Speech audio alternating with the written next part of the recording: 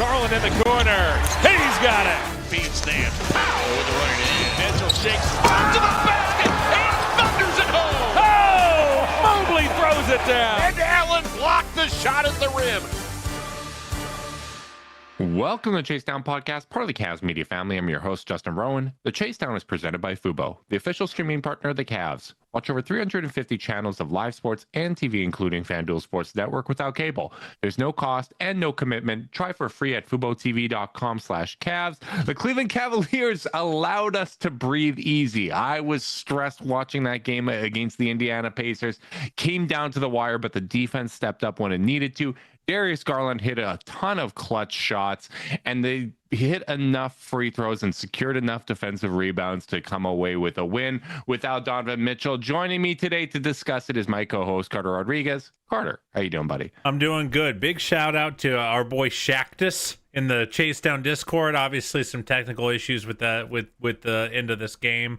Sending all the love to all the boots on the ground folks trying to solve problems that are way bigger than I have the capacity to solve on that one. But the Discord community got us through. We had the league pass of the arena stream playing. So our boy gets all the love for allowing us to watch the end of that one. Pumping the audio through the Discord. I was fortunate enough to be on League Pass, so I was able to switch over to the Pacers broadcast, which wasn't really their broadcast. No, it was just literally their arena feed, because I am imagining they got hit with the same problems. So just a crazy end of game for multiple reasons, but had to shout out the community, which allowed me to watch the end of the game, because I would have been guessing about some stuff. And fortunately, there was nothing that required a review in the final seconds of the game. I would imagine that would be a technical nightmare for the referees. And we've seen, I didn't even think about that. And we've seen against the Pacers, especially clutch free throws at the end. We know that they are going to try to do some lane violations, whether it is the guy at the free throw line, whether it's at the 3-point line. So many things could have gone awry. I did not even consider that, bro. I just got a whole extra level of stress for everyone involved. Well, what calms that stress? A nice sip of that Diet Coke. Nice to see you going back to old reliable. And the Cavs went back to some old reliable habits as well, including Darius Garland coming through in the clutch. 7 jumpers in the fourth quarter after what looked like tweaking his back. Definitely looked concerning. He was not moving right for a while after that, even coming out of the timeout. Was concerned that he wasn't going to be able to finish this game, and he got back to what he did last season, which was last year he was probably the most efficient high volume player in the clutch. And he hit very, very timely shots, and not just timely shots, Justin. He got the offense moving. Sorry to interrupt you, but I was just so impressed by his end of game. And it kind of, I was thinking about early on when things were not looking good, and I was like, I almost just need to throw out the names on the back of the jersey and just look at, the form of the players and realize maybe this game just wasn't going to be as easy as we want it to be, with Darius having these kind of up and down kind of performances. Dean doesn't go out in the second half. He his knee kind of gives out, it looked like. Hoping for the best there. DeAndre having a really, really rough game, especially from a ball control perspective. And it's of course the game's close, and of course, if Indy's shooting well, they're gonna be up. And it was kind of nice to see the name on the back of the jersey match my expectations in that fourth quarter, which was Darius just completely owning the pace of the game. Both bigs involved, but especially Jared Allen. The pick and roll, the 2-man game was just impeccable. The right decision got made over and over and over again. And it was really, really cool to see, because so many times we've seen this team run one action, and then when it doesn't work, they've kind of defaulted to, just kind of improving. And it was all right, that first dribble handoff with Jared doesn't work. All right, we're gonna go back. We're gonna run it again. We're gonna get closer and closer and closer till Darius either can get a 5-foot floater or a 6-foot floater instead of a 12-foot floater, or a wide open dunk for Jared. I just thought he was in total command of the game, and it was really exciting to see. Yeah, and for as much as the Pacers are on a losing streak, they have been playing some closer games lately, right? Like they did get Neesmith back recently. I watched that game. I believe that was on Sunday where they played against Orlando, and I think he had like 25-8 or something like that. They just barely lost to the Magic. They put up 127 in that one. Like this is still a team that is capable of getting hot, and they have plenty of shooters. There was definitely some shooting variance to this. Some of it was self-inflicted. I thought the Cavs got lost at times in the zone, but I didn't feel like this was a bad defensive performance for them overall. Some things that we've seen in the past too, they do tend to struggle at times against stretch fives. Jay Huff was lights out, going 4 of 6 from 3. He's an awesome player.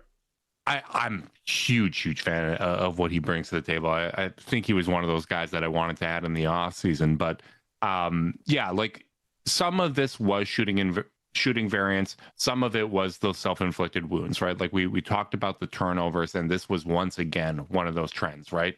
The Cavs have been one of the better ball control teams over the season, but these last 3 games, 17 turnovers, and 19 tonight. Like the difference in points off of turnovers was 21-12 in favor of Indy. That is exactly why, even in a game where there was shooting variance and Indy was having an abnormally hot night from 3, you didn't have to be in this much of a pressure cooker if you just didn't lose that battle by that margin, right? Like if the points off of turnovers were even, Indy never has the lead at any point in the night, despite their hot shooting, right? But in, going along that train of thought there, I do think it's super noteworthy that Darius Garland, defended by one of the best guard defenders in the NBA, without, Donovan Mitchell, who normally would get that Nembhard assignment, like Nembhard would be guarding him, was not only efficient from the field, going 14 of 23 from the field, but 6 assists and 0 turnovers. Like that is significant going against one of the peskiest, most physical, body you up type defenders in the league. And to your point before about, hey, I know that they're on a losing streak, but there's aspects of this that are tricky. When you do have one of the best point of attack defenders in the NBA guarding your kind of sole ball handler here, and you have Pascal Siakam, who's a very, very good defender defending Evan Mobley, that kind of does make it a lot more difficult to go to those pet actions of running the Evan Mobley, Darius Garland 2-man game. And I felt there were times that defensive pressure was getting the Cavs going side to side rather than north to south. Yeah, I sorry, frog in my throat, fighting a little bit of a cold. I much like many Cleveland Cavaliers, apparently. It is going around. It is absolutely going around. These around. boys are sick. I agree. But again, that's where I just loved the answer, and as much as it was Darius meeting the moment there with and finding ways to get downhill, our boy Jarrett was setting some screens, brother. He was setting some screens. And like I was proud of the effort Jarrett put in this game. Puts up 19 points and 12 rebounds, 4 assists. But the soft stuff really mattered to me. Closes out the game with a defensive board, a tough contested defensive board. But the soft stuff can be a positive. How about that? Yeah, where he can, where he goes and attacks the ball and closes out this game. The screens, the decision making, it was just all there for him. He I thought that was the right way to attack, right? Yeah. Like when you do have those two defenders gumming things up when it comes to Garland and Mobley, free them up by using Jarrett as the screener, right? Use some of those 2-man actions. And I thought the other component of this that really helped open things up was Sam Merrill, right? Like they were running some of the double drag or 3-man actions with Darius, Sam, and Jarrett, and being able to leverage the shooting and playmaking of Darius, the very solid screen setting from Jarrett, and the threat of Sam Merrill started to free them up. And I thought a lot of their best offensive actions were involving those 3 tonight. Yeah, Sam continues to have been their best role player all year. He's just tough as nails. The movement threes are going in at the level you need them to. The catch and shoot threes just don't not go in. like he just does not miss an open three. Did miss a free throw in the first half, and I was like, oh my god! It was like right after Jalen had tipped in a Pacers basket, and I was like, man, this is just not happening tonight. But yeah, I mean, he's been amazing, and like honestly, dude, like it just kind of like when he's not out there, especially in these lineups where there's no Donovan, obviously Mac's still out. I'm sure we'll hit on that later in the podcast. That update from the Cavs on his health, and then DeAndre just not playing very well. You kind of whenever Sam's not on the floor, you kind of just are like, how are we going to survive these minutes? How it really does feel that way, right? Like because he is the one who makes every lineup work. So when he's not available, it just kind of you just are asking your top, creators to do a lot more. And especially in a game where one of Darius or Donovan is out, right? Like last year, that was Ty Jerome that we were really counting on in those spots. This year, it feels like it's Sam Merrill. Yeah. Sam is that guy that gets them going. Even just the hustle plays, man. Like he's hitting the floor. He's tapping the ball to trying to create those second chance opportunities. There was some sauce on the between the legs little step back three that he hit. Like he is just so confident right now. He's playing the best basketball of his career. He's been absolutely outstanding for the Cavs all year long, and the defense has been solid as well. Like he's taken a step forward even from last year, where last year I thought he was in the right positions. He was doing the right things. The screen navigation was really good, but you could tell there were times that it just wasn't working out in isolation. He's holding up better in those spots. Now, there was a few too many times tonight that I felt that the Cavs were conceding screens softer than they had to. There was a lot of times that, hey, why is Darius on Pascal Siakam or Jay Huff or Micah Potter or whomever? But the same thing would happen to Sam. The same thing would happen to Craig, right? And Craig can certainly get up there, but Craig will get up there when he has a bit of a running start. When he's flat-footed trying to defend someone that's got 10 inches on him, that's not a winning strategy. Yeah, should we talk about some dings so we can compliment Sandwich a little bit? Yeah, I mean I'm not sure what they were doing. I would disagree a little bit with your early summation that they didn't play a bad defensive game. I think there were big stretches of this game where I thought the effort was fine, but what they were doing schematically, and I don't know if that was where that's coming from, but like I do think, like to your point, like it's not just the initial soft switch, it's the lack of the tag out on the back end. You know, like Darius or Craig would give up a switch, Siakam would walk him down to the block. The bigger, whoever the wing is, who is not Craig Porter Jr., who is in the closest corner, needs to go tap him on the shoulder and say, I got you, brother. Let me get you out of here. And they just weren't doing that pretty much through that second and third quarter for Indy, where you gave up 65 points to one of the worst offenses in the NBA. And like, of course, now you do have to bring three bodies down to try to help and either foul or give up a wide open three. So like, I think the attention to detail on that stuff was just not where it needs to be, especially like the Pacers team just doesn't have a lot of options. So like, if you're just giving them Jay Huff, like easy duck-ins and Pascal Siakam and Micah Potter, like these guys who could just, or Walker or whoever it is, any of their bigs, like if you just give them the take one step, turn and lay it up, get off the glass, like you just got to make them work harder than that. And that's not an effort thing as much as a scheme thing, and making sure you're in a spot that just doesn't allow for those easy buckets.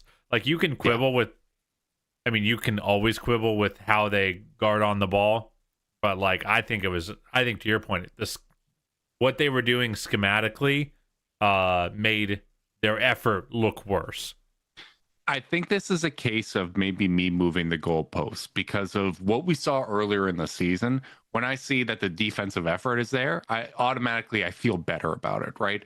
I agree with you. I think there were stretches where I think it's very likely that some of that was miscommunications, right? Like I do think sometimes the Cavs scheme does get a little too switch heavy. They give up things. We've seen that.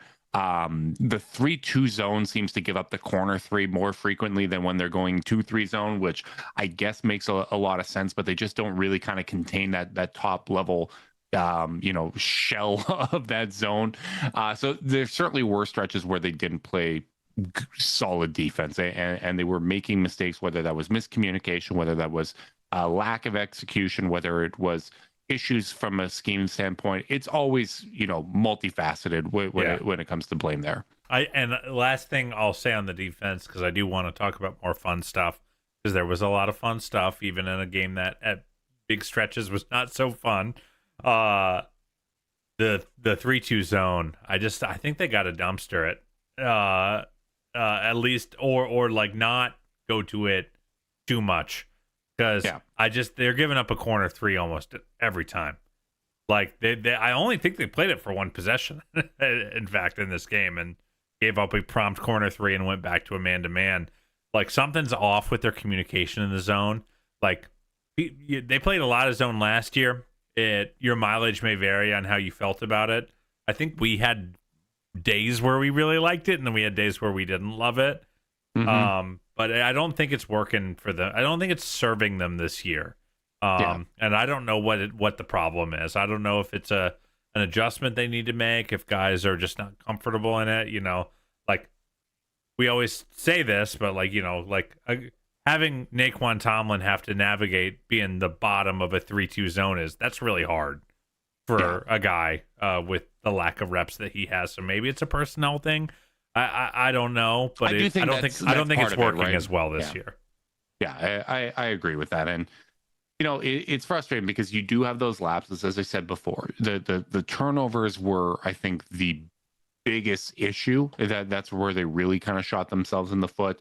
5 for DeAndre Hunter, DeAndre Hunter doesn't get 5 assist opportunities in a game. There shouldn't be 5 instances where he's getting 5 turnovers, right? So, and it's disappointing because outside of that, he actually had a pretty effective game. 12 points, 9 rebounds. You love to see him go out there and get 9 rebounds, 2 assists, but a 2 assist to 5 turnover ratio was not doing it. And there were times where maybe it was guys driving, trying to initiate contact. I thought sometimes rather than working to gain an advantage, whether it was off the cut or off of movement or whatever, we just kind of rammed into guys tonight a little bit too much. And you're not going to get rewarded from the rest for playing that way.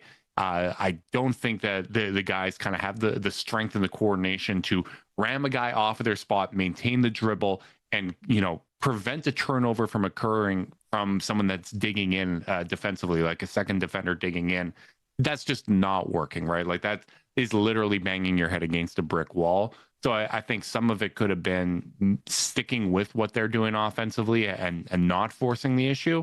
But just as a team, they do need to get better at that, because the other kind of possession stats were all in their favor. They beat up Indy on the offensive glass once again. They dominated them when it came to points in the paint. Like those are all really encouraging signs. But when you lose that points off a turnover battle by that much, you really are putting yourself behind the 8 ball. Yep, it is. And especially and I'll flip a criticism into a little positivity, which is that's why it's really important that Darius went out there and didn't have any. We were kind of critical of his turnovers in the last pod of like, hey, you didn't have that many, but the ones you had were tough, and the team we can't have those kind of no plan turnovers. Thought he was very decisive in this game. And I think the team kind of needed him to have a no turnover night. Because he's really the only on ball. If he had one, they might have lost this game. Yeah. He and Craig are the only 2 on ball creators that this team had in this game. Because Evans really dialed that back. DeAndre, 5 turnovers already aforementioned. And and Tyson, he's going through a bit of a slump, and obviously was sick as a dog, as you may recall. So I just like, they really needed a clean game from him, and they got it. He really kept them like on time and on target. And I mean, I would say more so in the fourth than any other quarter. I mean, the fourth is definitely clouding. I mean, but fourth gets to cloud things. That's where he won the game. Yeah, absolutely. And Carter, how important it is when someone's keeping you on time and on target. And that's exactly what Zoom Workplace helps you do, because teams move fastest when everyone's in sync. Zoom Workplace keeps meetings, chats, documents, and more together, so your work flows like a perfect play. Keep work moving and zoom ahead with Zoom Workplace. Let's talk about the other ball handler in this equation, because Craig Porter was once again fantastic. I think his block late in the game was the reason why both broadcasts went out, because his play was electric. It short-circuited the arena. He was fantastic. 8 points, 9 rebounds, 9 assists, 2 steals, 3 blocks. And once again, I mentioned this before, we have not lost his minutes in a game since December 22nd. And he was once again a large net positive for the Cavs in this game. And I thought it was significant that, one, he got the opportunity to play first. I think we all kind of expect that at this point. But for Lonzo to be a did not play coach's decision in a game where Donovan Mitchell wasn't playing, I thought that was pretty significant. Yeah, I mean, like I said in the last pod, like, I just want to see Craig. He played like 22 minutes. Just give him the extra 8 or 10, and he ended up at 28 in this game. I thought he earned every single minute. Just an absolute maniac. Getting to the floor. I think he fed Jarrett from the floor. Going for that loose ball. The shot blocks were amazing. The 2 steals, playing the passing lanes, really, really great. The rebounding, like, this team just, when you watch Craig dive in from the wing to go high point a defensive rebound, it does to some extent kind of make you side eye the rest of the roster and go, see how impactful it is when you help your big man out by crashing down and scooping a possession. And by the way, the Cavs can get out and run then, because now Craig's got the ball and he can just start flying down the floor. So it's just a force multiplier. I just blew a tire there. A force multiplier on what they're doing. Just from an energy and verve perspective, like, I don't think this team would argue with you too much if you said the efforts and sharpness isn't as consistent as you'd like it to be. And you just can't say that about Craig. And he's backing it up in the box score. He's backing it up with the on-off metrics. The fact that he is, the shot blocking game is going means that it doesn't hurt you too much to play him next to Darius, which is always something that's kind of angsted me. But he's playing bigger than he is. And I felt like there are times he's been able to do that earlier in his career, but this season it just feels like consistent, like that he's high pointing everything. He's beating guys down the floor. He's finishing above the rim. He's just doing everything you need him to do. He has earned the role of backup point guard on this team. Absolutely. Like, he is 100% a rotation player. And if he's playing like this, he is a plus, above average, high end backup point guard, which is exactly kind of what this team has needed. And they've really needed the energy too, right? Like, I don't think it's necessarily the biggest positive in the world that the energy guys have been guys that we weren't really expecting to be prominent parts of the rotation, right? Whether it be Craig Porter Jr. or Naquan Tomlin or Jalen Tyson. But, whoever steps up is whoever steps up, right? And if they start performing at a level that's this reliable, that makes a big difference. And for Craig, a lot of kind of the defensive numbers, to your point, how it's been difficult in the past to play him next to Darius. The defensive numbers were worse than Darius last year, but this year he has made a lot of progress there. The perimeter isolation defense is, just a slight positive. He's up to the 66th percentile, right? So that is way up for where he was last year. The ball screen navigation has been strong. And we know that he's one of those event defenders too. So he's really rounded into form and is becoming a two-way player, someone that does impact the game in a whole variety of different ways. And, if he was 6'4" instead of 6 feet, he's probably Derek White, right? At this point. But he really is bringing a lot to the table. And I thought it was so important tonight where Jalen Tyson was questionable. He was a game time decision. He's kind of the latest to get hit with that flu bug. I thought he kind of looked like he was playing through the mud a little bit. He's had a couple rough games in a row. You wonder if he might have already been sick. Who's to say, though? I think that's fair to worry about basically the entire team at this point. Like it's very possible that we're just dealing with varying degrees of under the weather. So maybe cut them. Maybe I'm cutting them a little bit of slack factoring that in. But Jalen definitely looked like he was playing through the mud. So I thought Craig coming in and giving that type of energy, and Naquan gave them some good minutes too tonight. I was pleased with him. I thought that was really, really damn important. Yeah, he's been getting. They're asking a lot of Naquan right now. Was a little surprised they didn't go to Thomas Bryant in this game at all, by the way. But I guess Naquan's minutes were just good enough that you feel like, all right, we can get away with this. And maybe his 4D chest. Maybe Kenny was like, Carlisle's going to be expecting us to put Thomas Bryant out there, and we know how we're going to attack him. Yeah, and by the way, you know what? I was really happy to see combined 70 minutes for Jarrett and Evan. Yeah, like they played a lot of minutes and they played together a lot, and I thought the matchup warranted it. I thought that. Kenny is a guy that loves to go deep in his rotation, but there was a little part of me, in the middle of the third quarter, I was like, they got to play their guys. They need to. They're not. They're not on. The Pacers are on. Pacers are up 8 or 9 points or whatever it was. And it's you're gonna have to talent your way out of this, and the way you're gonna talent your way out of it is by playing your top 5 guys. So I really appreciated that, to be honest. I know it doesn't seem that crazy, but Kenny's a guy who, you'll look at a really, really tight competitive game and you'll look at Jared and Evan, they'll be at 28 and 31 minutes. So I thought them at 34 and 36 in a lot of ways helped seal the game because Evan, found inroads to attack where he could. And then Jared, as I mentioned, I just thought Jared was spectacular down the stretch of this game.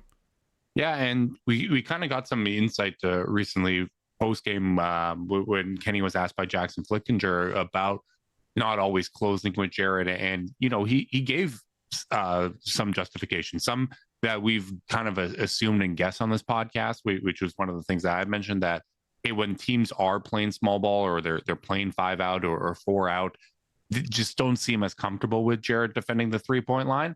I think that's fair. I think he could do a better job of that. I think that popped up at times tonight as well with Jay Huff, where there could have been a more pressure applied by him. But the other thing that he mentioned is, hey, when we are down, I'm going to go small ball. I'm going to go a little more shooting. And this was a game where the Cavs were down and they had to claw back and did it with the 2 bigs. Now, obviously, Dean Wade wasn't available, but I think to your point, I think it's significant and maybe one of those trust building moments of, yeah, it is the Pacers. Yeah, they're on a losing streak. And Donovan wasn't there. Dean wasn't there. We were limited in terms of options, but this worked and they played well. The minutes for the season have been really good. And we came back. We won it. We closed it out. Jared got the crucial rebound to ice the game as well, hit both of the free throws. All of that stuff, I think is a confidence building type thing. I will say it till the cows come home, Justin. You don't win in this league by running away from your identity. You don't win in this league by doing, by playing someone else's game. And the Cavs are built to be a 2 big team. They just are. They're built around those 2. They're part of what makes them special. They, in concert with one another, help mask the other's weaknesses. They give optionality for these ball handlers like Darius to attack in different ways. I there are certain things. There's so much about this sport that is subjective. And you have to kind of just decide, like, as a viewer, as a, if you're a coach, obviously, which we are certainly not, of like, what do you believe in? At the end of the day, what do you believe in? And like, for this team, for this roster, that's what I believe in. So like, yeah, I'm going to be super hyped to see not only them close double big, but see it work. See them lock down defensive rebounds in crunch time. See Jarrett hit two clutch free throws to ice the game. And see them use their bigs as screeners to open up space and operate in the short roll and rescreen and continue to test teams. I just want to see them show those over and over and over again, because I think that's where this team is at its theoretical ceiling. Yeah, I agree with that. And there were highs and lows for Evan in this game. I thought overall he had a good game. 20 points, 6 rebounds, 5 assists. The 6 rebounds I don't worry about as much, because even though I know we mentioned that his rebounds have been a little lower as of late, tonight that doesn't bother me, because Jared had 12, DeAndre had 9, right? Craig like everyone had 9. was kind of everyone was helping. Everyone was pitching in on the glass. And more importantly, Indy had 7 offensive rebounds. Who cares? Yeah, exactly. So I thought that, he had a really up and down game. I thought there were stretches where he looked fantastic. I thought there were times that, he made some kind of boneheaded mistakes. Obviously, the late game one where the Cavs played perfect defense on the inbound. They force a 5-second violation from Indy. Sam Merrill inbounds the ball to Evan, and he kind of hot potatoes it right back to Sam, who hadn't crossed half yet, right? Like, we probably didn't have to play the free throw game those final seconds, because if Evan gets fouled there or Sam gets fouled there, as long as it's a 2-possession game, Kenny's not doing the intentional fouling at that point, right? Like, we're just kind of playing out the clock, and we don't have to stress that same way. You gotta be a little more present in that situation. But I did like seeing, as much as Siakam was playing very good defense on him, there were times that he was very aggressive. I thought he kind of got the short end of a couple calls too. There was an offensive foul that I didn't think should have been called. There were other times where, he wasn't necessarily getting the same whistle as some of the guys on Indy, but I thought he had some really good takes to the basket. I thought the playmaking overall was pretty good. I thought it was a positive step forward from, kind of the slow return to the game since he's come back from that calf injury. Yeah. Still just biffing it on some close attempts. Like, I think he should have gone 11 for 16, not 8 of 16 in this game. And, now we're looking at a 26-6-5 game, and you're feeling a lot better. So, like, I think, I don't know if it's the calf. I don't know if it's just a comfort thing. Who's to say? But some of it might be conditioning too, right? Yeah. Like when you're coming back, who knows? Maybe he's dealing with a little bit of the bug, and maybe he just missed some shots he knows he should make. Yeah. we don't know. That stuff happens. Yeah. We don't know, but I mean, it's been, not Evan's best run of play, but I did think we saw at least, 16 shot attempts. I'm happy to see, and not a tremendous amount of BSy ones. Where I was like, okay, you took a shot so you would look involved. I don't really think he played that way. I thought his attacks were all reasonable. I loved seeing a guy like Michael Potter and knowing, like, hey, I got a length advantage. I can, even if I just turn the corner a little bit, I'm going to be able to sneak a layup in under the arm, Not as much luck with Jay Huff, who I think swatted his shot into the third row. But, like, just attack. Just get downhill. I don't even care if it works that well. I'll be happier with you missing some bunnies than for you to, have a 9 field goal attempt game down your highest volume shooter. Yeah, I totally agree. And I think it's going to be really important that they play this style against Minnesota, right? These 2 games coming up, they're going to need the bigs to be a big part of it. I think in some ways it's going to be very similar to when they were playing against Wemby. And yeah, Rudy Gobert's in there, but the Wolves can be vulnerable at times at the point of attack, right? Like, Mike Conley isn't the same level of defender that he used to be.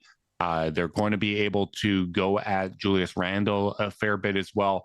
Maybe it's going to be a little bit of an inverse tonight, where the better defenders on Allen, so you're going to have to rely on Evan to get going and rolling to the basket and open up some of those big to big passes to get Jared going.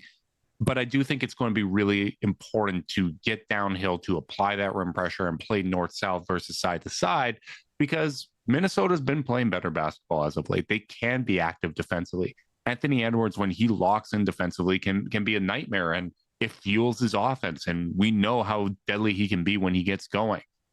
This is going to be a tough kind of home and home, particularly with the second half coming at 1 p.m. I hate those matinee games. Those can be sloppy. They can be ugly.